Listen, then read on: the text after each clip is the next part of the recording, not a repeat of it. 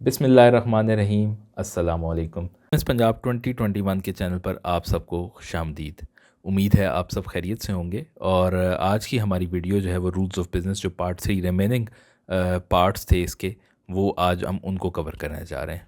आप में से बहुत सारे एस्पायरेंट्स जो हैं वो हमें कुछ चंद दिनों से मैसेज कर रहे थे कि lecture number 3 of rules of business 1973 जो है वो अभी तक अपलोड नहीं हुआ, and we sincerely apologise for that. आप में से बहुत सारे एस्पायरेंट्स को जो है वो इसमें मुश्किलात का सामना करना पड़ा। तो अब आपका इंतज़ार ख़त्म हुआ, लेक्चर नंबर 3 हम शुरू कर रहे हैं। लेक्चर शुरू करने से पहले मैं एक बात बताता चलूँ कि आप में से वो स्टूडेंट्स जो डायरेक्टली लेक्चर नंबर 3 की वीडियो देख रहे हैं और रूल्स ऑफ बिज़नेस 1973 को अच्छे तरीके से पढ़ना चाहते हैं, उनके लिए ये है कि आप लोग काइंडली लेक्चर नंबर 1 एंड 2 जो है वो ज़रूर देखिएगा। लिंक मैं डिस्क्रिप्शन में दे दूँगा। और उसके बाद लेक्चर नंबर 3 देखिएगा ताकि आपको बेसिक जो फंडामेंटल इसका कॉन्सेप्ट है रूल्स ऑफ बिज़नेस 1973 का वो समझ आ जाए, सीक्वेंस समझ आ जाए कि ये इनका आपस में इन पार्ट्स का सीक्वेंस क्या है। और उसके बाद आप लेक्चर नंबर 3 पे आइएगा। और जो लोग लेक्चर नंबर 1 और 2 देख चुके हैं, अगर आपके माइंड में कोई क्वेश्चंस हैं, कोई कन्फ्यूजन्स हैं, तो आप काइंडली हमें कमेंट सेक्शन में बताइएगा, या हमारा जो फेसबुक पेज है वहाँ पे आप मैसेज कर सकते हैं। Will be glad to respond to you. इस लेक्चर में हम जो है वो जो रूल्स ऑफ बिज़नेस 1973 के पार्ट्स हैं सारे वो कंप्लीट कर लेंगे और इसको यहाँ पे क्लोज़ करेंगे। लेकिन इसके बाद एक लेक्चर और जो कि वेरी इंपॉर्टेंट है वो ये है, उसमें हम डिस्कस करेंगे जो शेड्यूल्स हैं, कौन से डिवीज़न के पास कौन सी रिस्पॉन्सिबिलिटी है, और जो इम्पॉर्टेंट MCQs हैं हमने जो पास्ट पेपर्स के अंदर जो है वो किए हैं, उसमें से हम आपके साथ क्वेश्चंस शेयर करेंगे और आपको एक आइडिया हो जाएगा कि ये क्वेश्चंस किस तरह के आएंगे। जी, तो लेक्चर का आगाज़ करते हैं और देखते हैं कि आज हम इस लेक्चर में कौन से पार्ट्स जो हैं वो डिस्कस करेंगे। पार्ट एफ है रिलेशन विद मजलिस शूरा। मजलिस शूरा आपके माइंड में होगा कि जो हमारे दोनों अपर एंड लोअर हाउसेज़ हैं, पार्लियामेंट जिसको कहते हैं, उर्दू में मजलिस शूरा कहते हैं और इंग्लिश में पार्लियामेंट। तो पार्लियामेंट जो है वो बेसिकली 2 हाउसेज़ हैं, अपर हाउस जिसको हम सेनेट कहते हैं और लोअर हाउस जो कि नेशनल असम्बली है। इन दोनों, तो इन दोनों में जो डिविजन्स के रिलेशंस हैं वो किस तरह से होंगे। अब आप ख़ुद से सोचिएगा कि क्या रिलेशंस हो सकते हैं, इसमें क्या काम करना पड़ सकता है डिविजन्स को। बेसिकली जो लॉज वगैरह प्रेजेंट होते हैं that are basically work of divisions या मिनिस्ट्रीज़ के काम होते हैं। वो अपने अपने जो कामों से रिलेटेड लॉज जो हैं वो पास कराते हैं, या उन्हीं के जो एग्जिस्टिंग लॉज हैं उनके ऊपर अमेंडमेंट्स होनी है तो वो डिस्कशंस चल रही होती हैं, क्वेश्चंस पोज किए जा रहे होते हैं। फिर आपको एक नेशनल असम्बली का और सेनेट का एक स्ट्रक्चर का भी आइडिया होना चाहिए। तो हम ये रूल्स ऑफ बिज़नेस में इस पार्ट में हम देखेंगे कि जो तरीक़ाकार है, जो बिल प्रेजेंट होना है नेशनल असम्बली में, या जो उसके हवाले से कम्युनिकेशन होनी है चेयरमैन सेनेट के साथ या स्पीकर नेशनल असम्बली के साथ, वो डिवीजन्स ने किस तरह से करनी है, या डिवीजन्स को कोई ऑर्डर मिलता है चेयरमैन सेनेट के सेक्रेटेरिएट से या नेशनल असम्बली के स्पीकर के सेक्रेटेरिएट से, तो वो किस तरह से होता है। इसमें जो सेक्रेटरी पार्लियामेंट्री अफेयर्स हैं उनका जो रोल है वो काफ़ी ज़्यादा क्रिटिकल है, क्योंकि उन्होंने डील करना होता है। ठीक है, तो ये रिलेशंस विद मजलिस शूरा के ऊपर ये सारे होंगे। ठीक है, next is relations with provinces. ये बड़ा छोटा सा है, 1-2 पॉइंट्स हैं इसके साथ कि डिवीजन्स ने, जो डिवीजन्स हैं, मिनिस्ट्रीज़ हैं फेडरल गवर्नमेंट की, फेडरेशन की, उन्होंने प्रोविंसेस के साथ कोई काम करवाना है या कम्युनिकेशन करना है, या दोनों की जॉब एक ही है। लेट्स सपोज हेल्थ सेक्टर है, फेडरल गवर्नमेंट ने भी वही पॉलिसी बनानी है और वो प्रोविंसेस से अप्लाई करवानी है किसी एक सेगमेंट के अंदर या ओवरऑल, तो वो किस तरह से करेंगे, वो किस तरह से कोऑर्डिनेट करेंगे, डिवीजन्स जो हैं वो प्रोविंसेस के साथ किस तरह से कोऑर्डिनेट करेंगे। तो this covers relations with provinces. बहुत छोटा सा एक स्लाइड का ये है। एच है इमरजेंसी प्रोविजंस, यानी कि in the case of war या डिस्टर्बेंस है, या कॉन्स्टिट्यूशनल मशीनरी फेल हो गई है, या फाइनेंशियल कोई क्रंच आ गया है, या प्रोक्लेमेशन इस तरह की कोई दी हुई है तो उसको ख़त्म करवाना है दोबारा, तो वो एमरजेंसी प्रोविजंस के अंदर आता है। That is part H. और लास्ट इज़ मिसलिनियस, और उसमें बेसिकली जो है वो कम्युनिकेशन को, चैनल ऑफ कम्युनिकेशन को कवर किया गया है कि जो ये सारी कम्युनिकेशन डिवीजन्स की एक्सटर्नल और इंटरनल है, ये कौन कौन लोग कर रहे होंगे। पीछे भी हम यही सारा कुछ कवर करते आ रहे हैं, उसकी एक सप्लीमेंट्री, एक समरी टाइप जो है वो ये इसके अंदर होगा। तो let's start with part F, relations with Majlis Shura. और आपने इसको ध्यान से सुनना है ताकि आपको ये चारों पार्ट्स जो है वो कम्प्लीटली कवर हो जाएँ। और अगर अभी तक आपने हमारा चैनल सब्सक्राइब नहीं किया तो ये आपने थोड़ी बहुत ज़्यादती की है। हमारे चैनल पे और भी इंशाल्लाह जो है वो रूल्स और पॉलिसीज़ के हवाले से वीडियोस आती रहेंगी, और स्पेशली जो एंट्री टेस्ट के एस्पायरेंट्स हैं वो हम उनके जो सजेशंस आती हैं कमेंट्स में कि जी इसके ऊपर बनाएं, तो वो हम लाजमी कवर करते हैं। तो आप चैनल ज़रूर सब्सक्राइब कीजिएगा। तो रिलेशंस विद मजलिस शूरा या पार्लियामेंट जो है वो स्टार्ट करते हैं, और जैसा कि मैं डिस्कस कर चुका हूँ कि सेनेट और कौमी असम्बली मिल के जो है वो ये बनता है।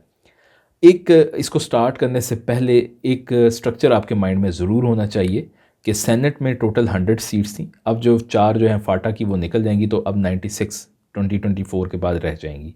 नेशनल असम्बली में इसी तरह करंटली जो है 342 हैं, और ये जो नेक्स्ट गवर्नमेंट आएगी तो वो 336 होंगी, जो फाटा की 12 सीट्स थी वो निकल जाएंगी। और सेनेट का जो हेड समझ लें, कह लें, या जो उसको रन करता है, उसको गवर्न करता है, दैट इज़ चेयरमैन सेनेट। और नेशनल असम्बली के अफेयर्स को जो गवर्न करता है, रन करता है, वो स्पीकर नेशनल असम्बली है। ठीक है जी। तो स्पीकर, सेनेट के चेयरमैन और इनके जो सेशंस हैं इनको आपने माइंड में रखते हुए आगे अगली बात समझनी है। इसमें एक चीज़ और, नेशनल असम्बली का सेपरेट सेशन होता है, हो सकता है सेनेट का सेपरेट सेक्शन हो सकता है, दोनों की जॉइंट सिटिंग भी हो सकती है। तो वो जो पहली पिक्चर है वो आप देख रहे हैं नेशनल असम्बली की, सॉरी पहली पिक्चर जो ऊपर है that is of joint session. ठीक है, नीचे जो है सेनेट की पिक्चर है और नीचे नेशनल असम्बली। जब जॉइंट सेशन, जॉइंट सिटिंग होती है तो तब भी जो है वो नॉर्मली नेशनल असम्बली के अंदर किया जाता है, क्योंकि जगह ज़्यादा होती है। ठीक है, तो वो सारे मेंबर्स वहाँ पे आ जाते हैं। अदरवाइज सेनेट का सेपरेट हाउस है, that is called upper house, और नेशनल असम्बली का सेपरेट हाउस है, that is called lower house.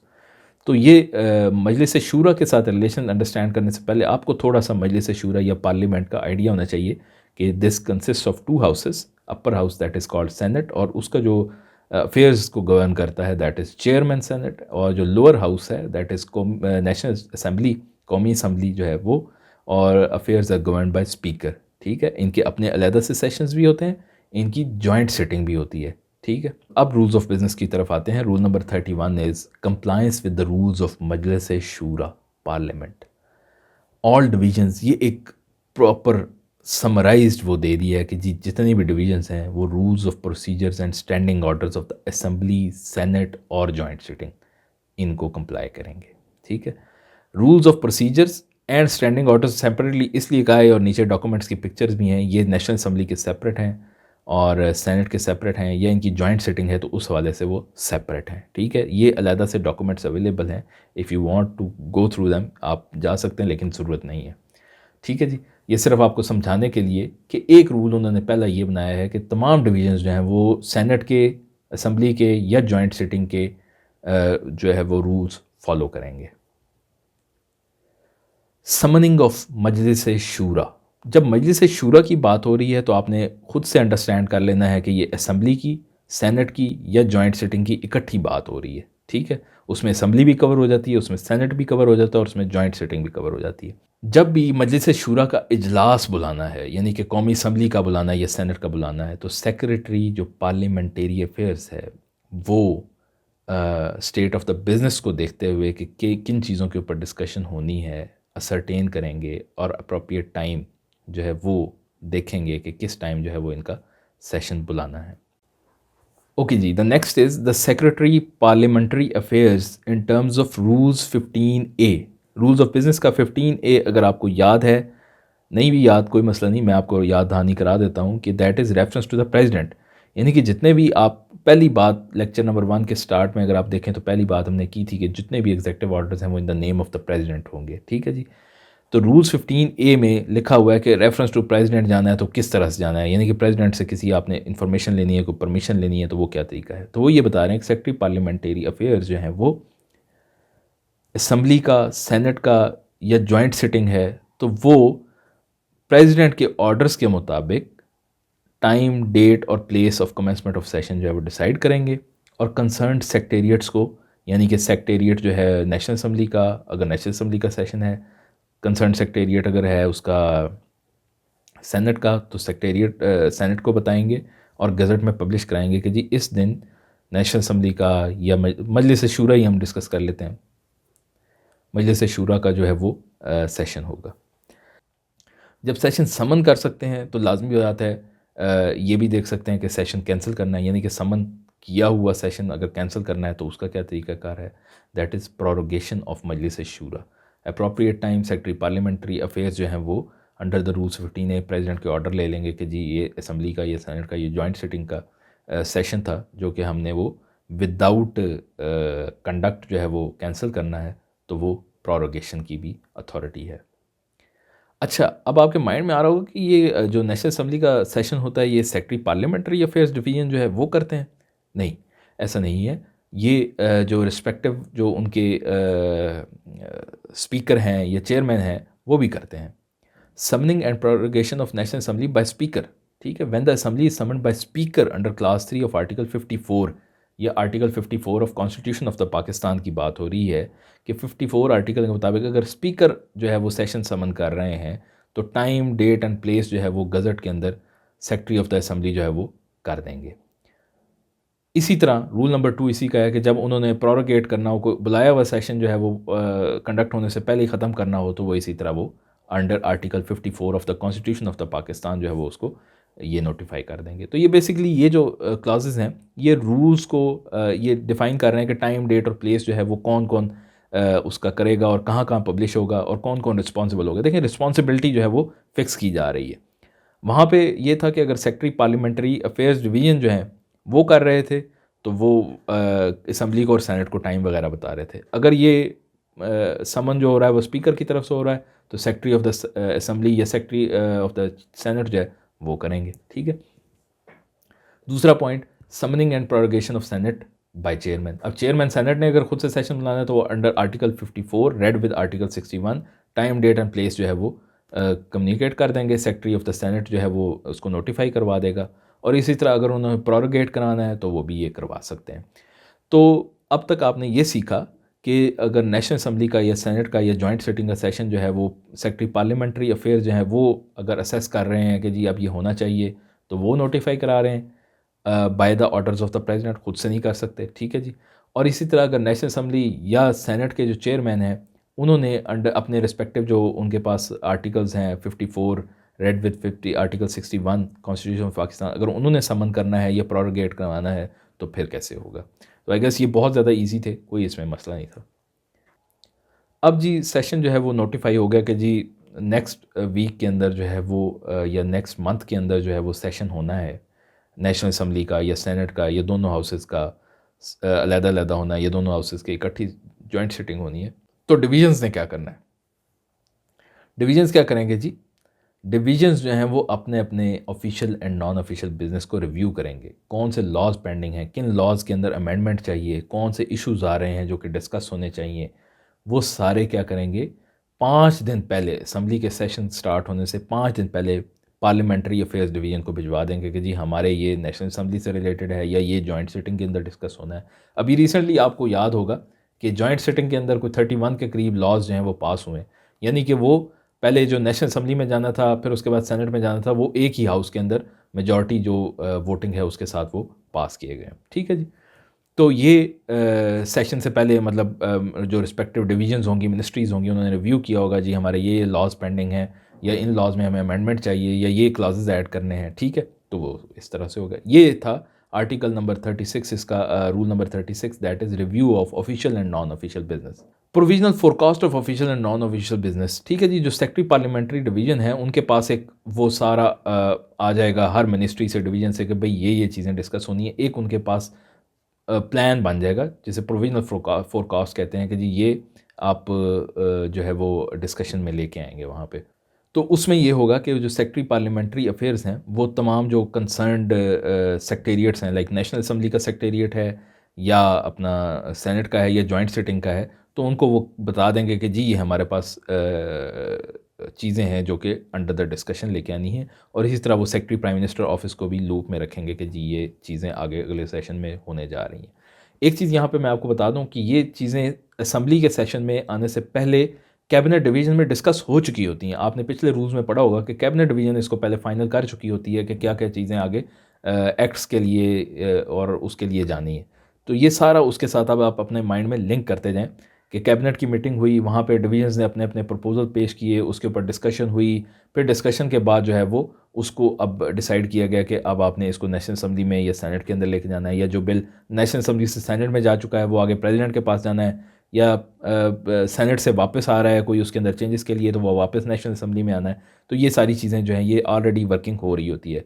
तो हम वो पार्ट डिस्कस कर रहे हैं जहाँ पे डिविजन्स जो हैं उठा के अब अपनी चीज़ें पार्लियामेंट्री अफेयर्स के पास लेके जा रहे हैं कि जी इनको आप रिस्पेक्टिव सेशंस के अंदर लेके आएँ। 38 है जी ऑर्डर्स ऑफ द डे। अब जो सेक्रेटरी पार्लियामेंट्री डिवीज़न है वो लीडर ऑफ द हाउस जो है वो अगर सेनेट के हैं तो सेनेट के, या नेशनल असम्बली के जो प्राइम मिनिस्टर हैं लीडर ऑफ द हाउस, उनसे डिस्कशन के पास जो है वो उसको रिस्पेक्टिव सेक्रेटेरिएट के अंदर भेज देंगे कि जी नेशनल असम्बली के सेक्रेटरी के पास या सेनेट के सेक्रेटरी के पास कि जी ये चीज़ें जो हैं वो ईच ऑफिशियल डे के लिए अंडर डिस्कशन लेके आनी है। Transmission of the bills. Copies of bills shall be forwarded as soon as received or possible by the appropriate secretariat to divisions concerned। ये ज़रा ट्रांसमिशन ऑफ द बिल्स अगला part है। मतलब इमेजिन करें कि जो लॉ पास हो गया है या वो रेजोल्यूशन हो गई है, तो अब जो सेक्रेटरी नेशनल असम्बली है वो कंसर्न डिवीज़न को वापस भेजेगा कि जी ये आपका डॉक्यूमेंट जो था प्रेजेंट हुआ नेशनल असम्बली में, उसके ऊपर ये कार्रवाई हुई, ये चीज़ें। यहाँ पे एक चीज़ जो बताई गई है, दैट इज़ कि if a bill, resolution, motion और question has been wrongly addressed to a division by the appropriate secretariat, it shall be transferred by the receiving division to division concern. यानी कि अगर लेट्स सपोज नेशनल असम्बली के secretary ने उसको भेजना था interior division में या क्लाइमेट चेंज के उसमें, लेकिन वो गलती से किसी और डिवीजन में चला गया है, तो वो जो जिस डिवीजन के पास गया है वो कंसर्न डिवीजन को भिजवा देगा। Before commencement of each session of National Assembly, the appropriate secretariat shall ascertain from the cabinet division the allocation of business amongst the divisions। यहाँ पे उन्होंने एक चीज़ क्लियर की है कि नेशनल असम्बली के जो सेशन है उससे पहले जो सेक्रेटेरिएट है वो जो नेशनल असम्बली का सेक्रेटेरिएट है वो कैबिनेट डिवीजन से ले लेगा कि जी allocation of the business among division किस तरह हुई है, कौन कौन सा काम जो है वो किस डिवीजन के पास है, ताकि उसी को रेफ़र किया जाए। अच्छा, ये एक छोटा सा वर्किंग है कि जी ये इसको आप इन डिटेल ख़ुद से देख सकते हैं कि जब वो एक लॉ पास होना होता है, एक्ट बनना होता है, बिल प्रेजेंट होना होता है नेशनल असम्बली के अंदर, तो वो किस तरह से होता है, फिर आगे सेनेट में किस तरह से जाता है। तो ये एक सेपरेट डिस्कशन है, ये जस्ट फॉर योर अंडरस्टैंडिंग है, आपको थोड़ा नॉलेज भी हो जाएगा इसके अंदर कि ये किस तरह से होता है। यहाँ पे कुछ चीज़ें अगले जो एक्ट्स हैं उनको पढ़ने से पहले मैं आपको शेयर करना चाहता हूँ आपके पास। बिल जो है वो, अगर आपको नहीं आइडिया, तो वो बेसिकली एक मोशन है, एक डॉक्यूमेंट है लॉ बनाने के लिए। एक समझ लें कि पहला ड्राफ्ट है जो डिस्कशन में आएगा, ठीक है। एक मिनिस्टर जो है वो असम्बली में खड़ा होकर उसके ऊपर डिबेट करेगा, बताएगा सबको, ठीक है, ताकि वो बिल जो है एज अ बिल जो है वो लॉ बन जाए। मोशन क्या होता है? A formal proposal made by member including a minister relating to any matter which may be discussed by the senate and includes an amendment. ये सेनेट से चूँकि उसके पेज से डेफिनेशन ली गई है तो सेनेट की बात हो रही है, नेशनल असम्बली होगी तो मोशन नेशनल असम्बली में भी है, ठीक। Money bill, a bill containing provisions dealing with all or any of the matters specified in Article 73 of the Constitution। ठीक है, मनी बिल जो है ये बेसिकली फाइनेंस से रिलेटेड है, जिसमें बजट भी आ जाता है, बजटरी डिबेट्स या उससे रिलेटेड या कोई टैक्सेशन है, वो सारे मनी बिल्स कहलाते हैं, वो लॉज रिलेटेड टू फाइनेंसेस हैं, ठीक है। अदर देन मनी हो गया, और अदर जो है बाकी लॉज, यानी कि पैसे से रिलेटेड, टैक्सेशन से रिलेटेड, इनकम एंड एक्सपेंडिचर से रिलेटेड ये बिल्स हैं, सारे मनी बिल के अंदर आ गए, और दूसरे जो वो सारे सिंपल बिल में आ जाएंगे। अच्छा, आपने रेजोल्यूशन भी सुना होगा कि जी नेशनल असम्बली में रेजोल्यूशन पास हुई है, प्रोविंशियल असम्बली में रेजोल्यूशन पास हुई है।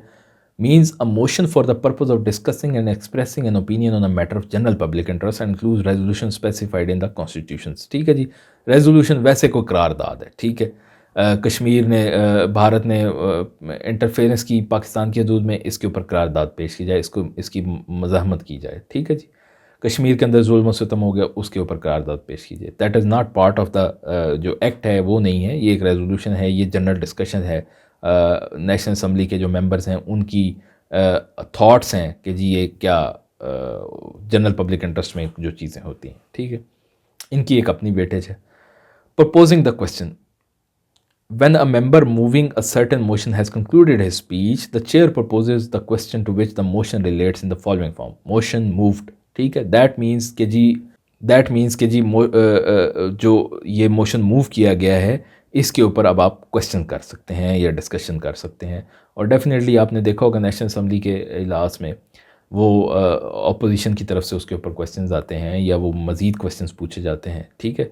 तो वो भी एक तरीक़ाकार है, आगे हम डिस्कस करेंगे। वो जो क्वेश्चंस होते हैं वो मिनिस्टर कंसर्न या तो अपने पास आंसर लेके आता है या वो क्वेश्चन सबमिट हो जाते हैं, ठीक है, और फिर नेक्स्ट सेशन के अंदर उनके आंसर जो हैं वो दिलवाए जाते हैं कि जी लास्ट टाइम ये क्वेश्चन पूछा गया था, उसका ये जवाब है, ठीक है, और सप्लीमेंट्री आंसर्स भी तैयार रखने पड़ते हैं उस कंसर्न मिनिस्टर को, ठीक है। तो ये डिवीज़न जो नीचे डिवीज़न है उस मिनिस्टर के अंडर है, वो ये काम करके दे रही होती है सारा। सही जी। सैयद रफ़ीउल्लाह आगा साहब। बहुत बहुत शुक्रिया जनाब स्पीकर साहब। मेरा मिनिस्टर साहब से ये क्वेश्चन है, मेरे हलके में स्टेशन 2 पड़ते हैं, लांडी और जुमागोट, उसके अतराफ में काफ़ी सारी आबादी है जो कि एक अवाम और एक कन्फ्यूजन फैली हुई है कि जी आज गिर रहे हैं, कल गिर रहे हैं। अगर मिनिस्टर साहब चाहें तो इस पर थोड़ी सी वजाहत आ जाए ताकि वहाँ के जो लाखों लोग उस आबादी में रह रहे हैं वो इस कन्फ्यूजन से क्लियर हो जाए और मुख्तलिफ माफियाज जो हैं वहाँ जाके गलत प्रोपेगेंडा कर रहे हैं, तो ये शायद गवर्नमेंट के लिए भी अच्छा नहीं है और आवाम के लिए भी नहीं। अगर इस पर कोई पॉलिसी बयान दे दिया जाए तो बड़ी मेहरबानी होगी। Actions by the division. As soon as any communication is received from appropriate secretariat जहाँ पे भी यूज़ हो रहा है, that means आपने वो उसको अंडरस्टैंड करना है कि या वो नेशनल असम्बली का सेक्रेटेरिएट है या वो सेनेट का है या जॉइंट सिटिंग का है। जिस भी सेक्रेटेरिएट से वो डिवीज़न को कम्युनिकेशन रिसीव हुई है, the receiving officer shall at once bring it to the notice of the secretary and the minister. वो मिनिस्टर और सेक्रेटरी के पास नोटिस में ले जाएगा कि जी ये वहाँ से सेक्रेटेरिएट से हमें ये चीज़ रिसीव हुई है, जो हमने काम करना है। डेफिनेटली वो जब बिल पास होता है तो जो कंसर्न डिवीज़न है उसका एक्शन रिक्वायर्ड होता है, ठीक है। अब आ जाती है बात इंट्रोडक्शन ऑफ बिल्स के ऊपर, यानी कि जो बिल्स, इंट्रोडक्शन का मतलब कि बिल्स वहाँ पे प्रेजेंट होने हैं उसका तरीक़ाकार क्या होगा। मनी बिल की सेपरेटली बात कर रहे हैं। Shall originate in the national assembly provided that a copy shall be transmitted to the senate which may within 14 days make recommendation thereon to the national assembly. Money bill जो है वो उसका तरीक़ाकार ये है कि वो national assembly के अंदर होगा और उसकी कॉपी जो है वो सेनेट को भी दी जाएगी ताकि वो 14 दिन के अंदर अगर कोई रिकमेंडेशन है तो वो दे दें। The National Assembly shall consider recommendations of Senate, and after the bill has been passed with or without incorporating the recommendations of Senate, it shall be present for assent। यानी कि फाइनल जो law बनता है वो president के ascent से, signature से होता है। तो वो अगर इनकॉपरेट करनी है सेनेट की सजेशंस तो वो हो जाएंगी, नहीं करनी तो वो नहीं करके वो प्रेसिडेंट को भिजवा देंगे। Bills other than money bills, अब वो ऊपर मनी बिल की बात हो रही थी। Bills other than money bills और any other business with respect to federal legislative list. Federal legislative list का मतलब ये है कि जो डिवीजन्स या जो रिस्पॉन्सिबिलिटीज़ फेडरल गवर्नमेंट के पास हैं, ठीक है। एक प्रोविंशियल लिस्ट है और एक फेडरल लिस्ट है, जिसको सब्जेक्ट्स भी कहते हैं कि प्रोविंशियल सब्जेक्ट है या प्रोविंशियल फेडरल सब्जेक्ट है। Originate or be moved or asked be brought before either house provided that PM shall determine which house it has to be brought, ठीक है जी। जो दूसरे बिल्स हैं अदर दैन मनी बिल्स जो हैं वो जो कि फेडरल लेजिस्लेटिव लिस्ट के अंदर मौजूद हैं, उनसे रिलेटेड प्राइम मिनिस्टर डिसाइड करेंगे कि ये आपने किस हाउस में प्रेजेंट करना है, ये नेशनल असम्बली में है या ये सेनेट से रिलेटेड है। 41 ही जी कॉन्टीन्यूड है। आपको ये पता होगा कि सेनेट के अंदर वो प्रेजेंट होना वो बिल या नेशनल असम्बली के अंदर, तो वो जो कंसर्न मिनिस्टर है उस डिवीज़न का, मिनिस्ट्री का, वो करता है या उसके बिहाफ पे कोई और मिनिस्टर कर देगा, ठीक है जी। Minister in consultation with PM shall decide that it should be taken into consideration at once and past. एक ही दफ़ा उसको डिस्कशन में ला के पास करवा दिया जाए। It should be taken into consideration at on a date specified. It be refer to a select committee senate या नेशनल असम्बली की, जो कि वो लॉज जो है वो बिल जो है वो डिसाइड करती है कि किस दिन कौन सा प्रेजेंट होना चाहिए। That it be circulated for purpose of eliciting opinion thereon, कि उसके ऊपर ओपिनियन दे दी जाए पहले कि ये होना चाहिए या नहीं होना चाहिए। The division concerned shall prepare for the use of the minister in charge a brief for each bill, whether official or non-official। Official है या नॉन ऑफिशियल है, उसका एक ब्रीफ जो है वो मिनिस्टर के लिए वो डिवीजन बना के देगी। 42 assent to bills. Assent basically authentication of the bill है कि ये लॉ बन जाएगा, ठीक है जी। A bill to be presented to president for his assent shall be forwarded by the appropriate secretariat duly certified by the speaker or chairman to parliamentary affairs division who shall submit it to president for his assent। Secretariat जो है वो national assembly का या senate का है, वो जब वो बिल जो है वो पास हो गया है, वो ड्यूली सर्टिफाइड बाय स्पीकर या चेयरमैन है, सेनेट है, तो वो सेक्रेटरी पार्लियामेंट्री अफेयर्स डिवीज़न को भेजेंगे, जो कि अंडर द रूल 15A वो प्रेसिडेंट को उसके असेंट के लिए भेजेंगे। प्रेसिडेंट जो है वो असेंट द बिल कर सकता है, या bill other than money bill है may be return for reconsideration, money bill के अलावा अगर वो है तो वो रिकन्सिडरेशन के लिए भेज सकता है। 42 after the return of reconsideration it shall be considered bye Parliament in joint sitting, and if passed by majority of votes of both houses, it shall be deemed to have passed by both houses।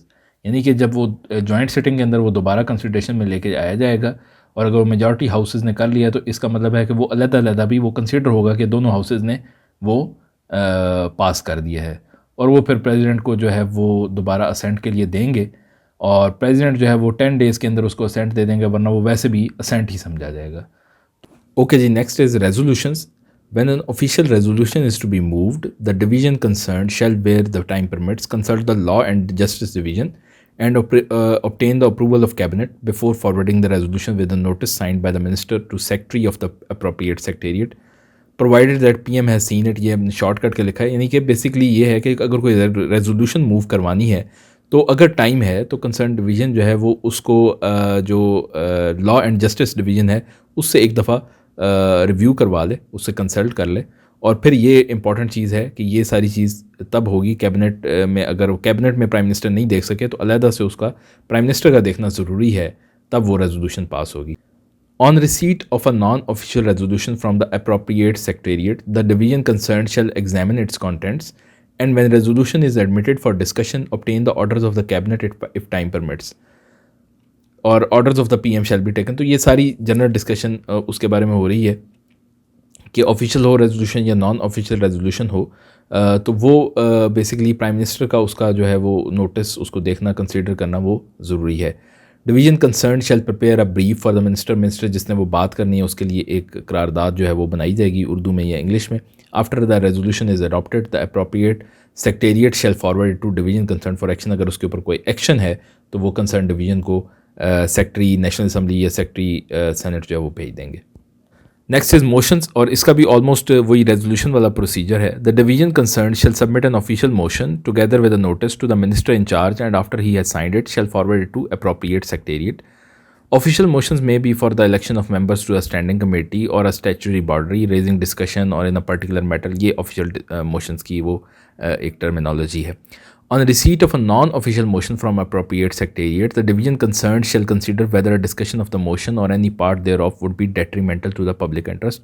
Basically अगर non official तो वो होगी जो कि division खुद से send कर रहा है, नॉन ऑफिशियल अगर वो नेशनल असम्बली या उसके अपना सेनेट्स के सेक्रेटरीज़ की तरफ से फॉरवर्ड की गई है, तो वो कंसर्न डिवीज़न देखेगी कि भाई ये जनरल पब्लिक इंटरेस्ट के कोई ख़िलाफ़ बात तो नहीं है। If the division is of the opinion that discussion of a motion or any part thereof would be detrimental to the public interest, or that the motion or any part of thereof involves a point of important policy which requires the orders of the Prime Minister or the Cabinet under these rules, it shall, as soon as the motion is admitted, submit the case for the orders of the Prime Minister। तो इसमें भी सबसे important बात यह है कि अगर वो कंसर्न डिवीज़न को लगता है कि ये कोई पब्लिक इंटरेस्ट के ख़िलाफ़ है बात, तो वो उसके ऊपर प्राइम मिनिस्टर की ओपिनियन जो है वो लेगी, और as the case may be the cabinet and shall in doing so state the reason for holding such opinion, उस ओपिनियन के ऊपर रीजंस वगैरह दे देंगे। The division concerned shall prepare regarding each motion whether official non official a brief for the use of minister, वही बात resolution वाली। After a motion has been adopted the appropriate secretariat shall forward to division concern for appropriate action, वही resolution वाली बात। जब वो हो जाएगी उसके ऊपर कोई मोशन अडॉप्ट किया जाएगा तो वो कंसर्न डिवीजन को भेज दी जाएगी फॉर एक्शन। अच्छा, नेक्स्ट जो रूल है उसको पढ़ने से पहले तीन तरह के ये क्वेश्चन जो होते हैं। क्वेश्चन जो होता है, जिस तरह हमने रेजोल्यूशन देखा, जिस तरह हमने मोशन देखा, इसी तरह अब नेक्स्ट है क्वेश्चन। क्वेश्चन में शॉर्ट नोटिस क्वेश्चन होता है, question relating to a matter of urgent public importance asked with notice shorter than 13 clear days. 13 दिन के अंदर से कम वक्फे में जो क्वेश्चन वो रेज़ किया जाए नेशनल असम्बली के अंदर वो है। Starred question means the question for an oral answer on the floor of the house, जिस तरह हमने पीछे वीडियो में भी आपको दिखाया कि वो उसका पहले जवाब जो है वो ओरली दे रहे हैं। Unstarred question, a question for a written reply by the minister. In an unstarred question, no supplementary question can be asked. Written आप क्वेश्चन दे देते हैं कि जी नेक्स्ट सेशन के अंदर जो है वो आपने इसका आंसर लेके आना है, और वो नेक्स्ट में उसी का जवाब मिलता है, उसमें कोई फर्दर सप्लीमेंट्री क्वेश्चन नहीं पूछा जा सकता। जबकि स्टार्ड क्वेश्चन के अंदर वो सप्लीमेंट्री क्वेश्चन भी पूछा जा सकता है और मिनिस्टर को उसके लिए रेडी रहना होता है। ओके जी, जिस तरह आपने रेजोल्यूशन और मोशन देखा उसी तरह आप क्वेश्चंस देखते हैं। On receipt from the appropriate secretariat of a question starred, unstarred और short notice propose to be asked by a member, मतलब ऑपोजिशन से किसी ने पूछ लिया है, the division concern shall draft a reply and after it has been approved by the minister forward the required number of copies of reply to the appropriate secretariat, यानी कि उसका जवाब जो है वो जिस चीज़ को चाहिए वो उनको मुहैया किया जाएगा before the day on which the question is put down for answer. ठीक है जी। In the case of a start question, a brief be prepared by the division concerned for the use of minister in answering any supplementary question that may be asked. Start question के case में वो उसके साथ एक brief भी दे देंगे ताकि अगर कोई उसके रिलेटेड को क्वेश्चन पूछता है तो वो उसको आंसर कर सकें। A copy of each supplementary question asked in respect of a start question and of the reply given thereto shall be forwarded by the appropriate secretariat to the division concerned as soon as possible after proceedings have been transcribed. The division concerned shall be responsible for the fulfillment of any undertakings given on its behalf in reply to a question or a supplementary question. ठीक है जी। Next is ये important rule है budget से related. The minister for finance shall in consultation with prime minister and the speaker prepare a time table for the consideration of annual budget. जो assembly का है वो प्रेजेंट होना होता है, उसके लिए टाइम हो जाएगा। The secretary of the assembly shall intimate the time table so decided upon all the division and secretary, prime minister office को भी वो इन्फॉर्म कर देंगे। तो आई गेस ये it was an easy thing. On receipt of a motion proposing a cut in a demand or supplementary demand for grants of fund, the division concerned shall examine the points raised by the member and any further points likely to be raised and prepare a brief for the use of minister in charge in making a reply. Let's suppose वो जब budget के ऊपर discussion चल रही है तो किसी वो जो कट है या कोई और किसी किस्म का क्वेश्चन है तो वो कंसर्न डिवीजन उसका जवाब तैयार करेगी और मिनिस्टर इंचार्ज जो जिसने वो फाइनेंस मिनिस्टर है उसके लिए वो एक रिप्लाई प्रिपेयर करेगी। When the budget is passed by the Assembly, the Minister for Finance shall submit the schedule of authorized expenditure to Prime Minister, who shall authenticate the schedule by his signature as required by Article 83. ठीक हो गया जी। Committees of the Assembly or Senate, standing or ad hoc committees may be constituted by the Assembly or the Senate to advise the divisions concerned on general administrative policy or a special problem। जो different किस्म की committees हैं वो बनाई जाती हैं किसी एक ख़ास मसले को डिस्कस करने के लिए। ओके जी, next part is relations with provinces. ये इसमें एक जनरल सा रूल है कि अगर आपने गवर्नर्स को डायरेक्शंस देनी है या प्रोविंसेस को फेडरेशन की तरफ से कोई डायरेक्शंस हैं तो वो किस तरह से दी जाएंगी।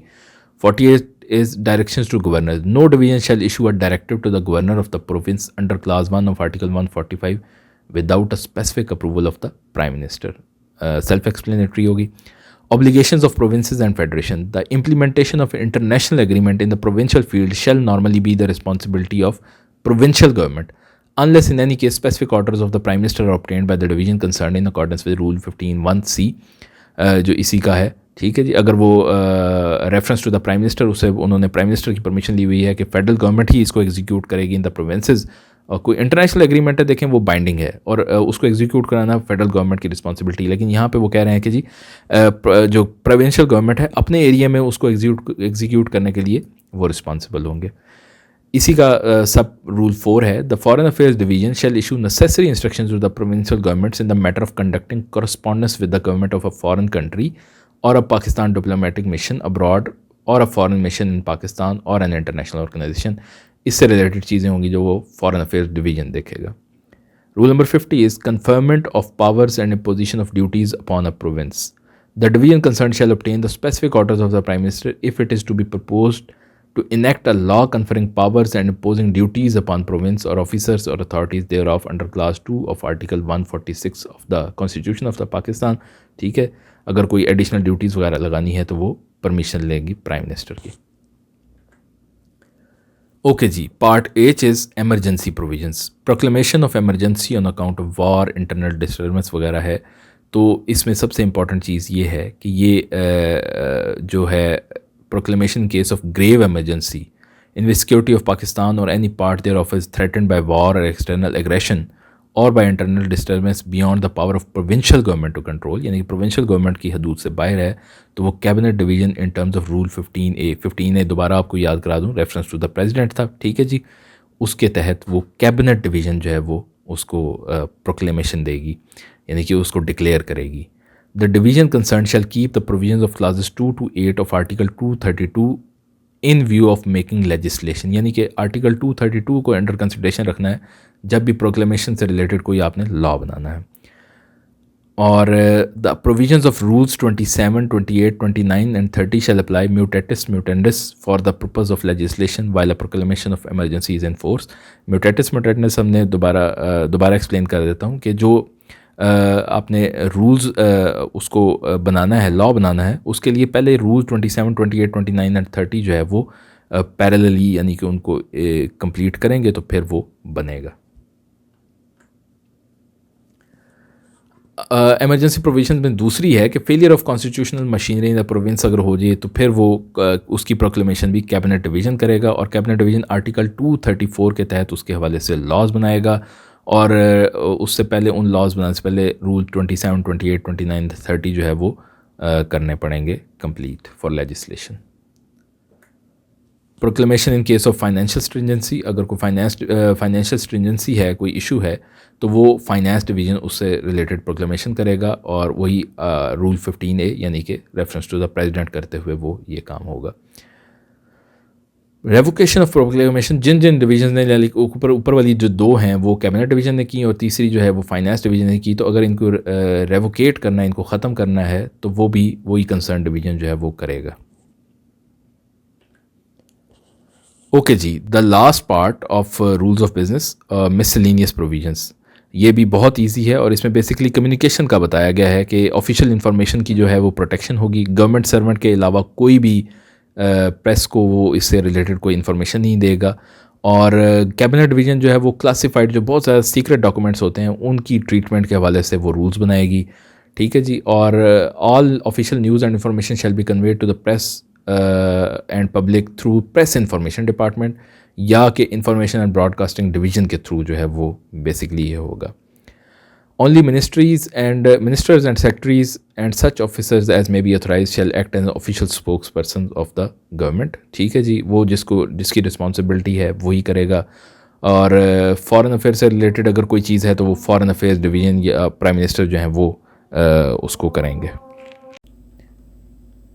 ओके जी, next is channels of communication except as provided in sub rule 2 जो कि ऊपर था कि details instruction. All correspondence with the government of a foreign country or Pakistan diplomatic mission abroad or a foreign mission in Pakistan or an international organization shall be done through foreign affairs division। तो ये easy था। उसके बाद है जी all request to a foreign government or an international organization for economic or technical assistance shall be made through economic affairs division। जो foreign affairs जो है वो इकोनॉमिक अफेयर्स डिवीज़न के साथ कंसल्टेशन के साथ जो है वो उनके ऊपर वर्किंग करेगा। Third is correspondence with provincial government shall be conducted directly by the division in respect of the subjects allocated to them, subject to provisions of Rule 8, and it shall ordinarily be addressed to the secretary of the department concerned in the provincial government। सबसे important है ये, और ये इसका MCQs भी important है कि provincial government के साथ जब बात करनी है तो वो concerned division डायरेक्टली करेगी और उस डिवीज़न के जो प्रोविंस के अंदर डिवीज़न है उसके सेक्रेटरी के साथ वो कम्युनिकेशन होगी। Provided that under general or special orders to be issued by a division, its attached department may be authorized to correspond directly with the department of provincial government under such conditions and circumstances as may be specified therein। अगर किसी attach department ने करना है तो वो भी directly कर सकता है। ओके जी, नेक्स्ट इज के affairs of former and exceeding states जो हैं, ट्राइबल एरियाज जो हैं, उनसे रिलेटेड कोई कॉरस्पॉन्डेंस है प्रोविंशियल गवर्नमेंट के साथ तो वो states and frontier regions division जो है वो करेगा और प्रोसीजर यही होगा। और जो डिफेंस फोर्सेस हैं उनके साथ जो है वो डिफेंस डिवीज़न जो है वो कॉरस्पॉन्डेंस करेगा। ओके जी, ये अभी तक जो हमने H&I पढ़ा है उसकी एक समरी सी है और अगर आप इसी को देख लें तो ये आपका काफ़ी हद तक चीज़ें कवर हो जाएंगी, आपको दोबारा रिवाइज करने की ज़रूरत नहीं पड़ेगी। प्रोक्लेमेशन ऑफ इमरजेंसी जो है वो कैबिनेट डिवीज़न देगा और आर्टिकल 232 को उसका लॉ बनाने के लिए पूरी करेगा। Proclamation of failure of provincial machinery है वो भी कैबिनेट डिवीज़न करेगा। प्रोक्लेमेशन इन फाइनेंशियल स्ट्रिंजेंसी है वो फाइनेंस डिवीज़न करेगा, आर्टिकल 235। अगर आप सर्च करेंगे इंटरनेट पे आर्टिकल 232, 234, 235 तो आप देखेंगे कॉन्स्टिट्यूशन के आर्टिकल्स वो यही हैं। Article 232 is about emergency, article 234 is about provincial machinery, article 235 is about financial stringency. यही इन्हीं चीज़ों की प्रोक्लेमेशन की रेवोकेशन है वो कंसर्न डिवीज़न करेगा। Official custody of classified documents जो वो कैबिनेट डिवीजन के पास होगी। फॉरेन कंट्री डिप्लोमेटिक मिशन के साथ फॉरेन अफेयर्स डिवीजन करेगा। इकोनॉमिक और टेक्निकल असिस्टेंस है तो वो through economic affairs division and foreign affairs division होगा। Correspondence with provincial governments है directly by the concerned division to Secretary of Division Ministry in Province। Farmer and exceeding states की, tribal states की वो चीज़ें हैं तो वो स्टेट्स एंड फ्रंटियर डिवीजन जो है वो डिवीजन वो करेगा। Correspondence with headquarters of armed forces वो डिफेंस डिवीजन करेगा। दो प्रोविजंस और भी हैं इनकी जी। मिसलिनियस प्रोविजन में 2 रूल्स हैं। रिलैक्सेशन 57 इन रूल्स के अंदर प्राइम मिनिस्टर जो है वो रिलैक्सेशन जहाँ ज़रूरत हुई वो कर सकते हैं। और 58 है रूल्स ऑफ बिजनेस 1962 जो इससे पुराने थे वो रिपील हो गए, यानी कि वो इस रूल के आने के बाद 1973 के आने के बाद जो है वो ख़त्म हो गए हैं और इन रूल्स को अमेंड किया जा रहा है। अभी लेटेस्ट जो अमेंडमेंट है वो मई जून की है और वो भी आप इंटरनेट पे देख सकते हैं, बल्कि नेक्स्ट वीडियो के अंदर हम कोशिश करेंगे कि जो लेटेस्ट अमेंडमेंट्स हैं वो भी डिस्कस कर लें। और एक चीज़ आपने ज़रूर देखनी है कि हायर एजुकेशन कमीशन जो है वो किस मिनिस्ट्री के अंडर आता है, ठीक है, आइदर एक ऑटोनमस बॉडी है या ये सबऑर्डिनेट ऑफिस है, क्या है, ये चीज़ें आपने ज़रूर देखनी है। ओके जी, अगर अभी तक आपने हमारे चैनल सब्सक्राइब नहीं किया तो ज़रूर कर लीजिएगा। उम्मीद है आपको हमारी वीडियो पसंद आई होगी और आप हमारी मेहनत को ज़रूर अप्रिशिएट करेंगे। कमेंट में लिखिएगा, अपनी राय ज़रूर दीजिएगा और हम उम्मीद करते हैं कि आपका टेस्ट जो है वो अच्छा हो। और इस हवाले से अगर आपके कोई क्वेश्चंस हैं तो वो आप हमें फेसबुक पेज पे हमें पूछ सकते हैं। और wish you best of luck. Next video का ज़रूर इंतज़ार कीजिएगा, इंशाल्लाह उसमें भी आपके लिए बहुत ही इंपॉर्टेंट टिप्स होंगी। अल्लाह हाफ़िज़।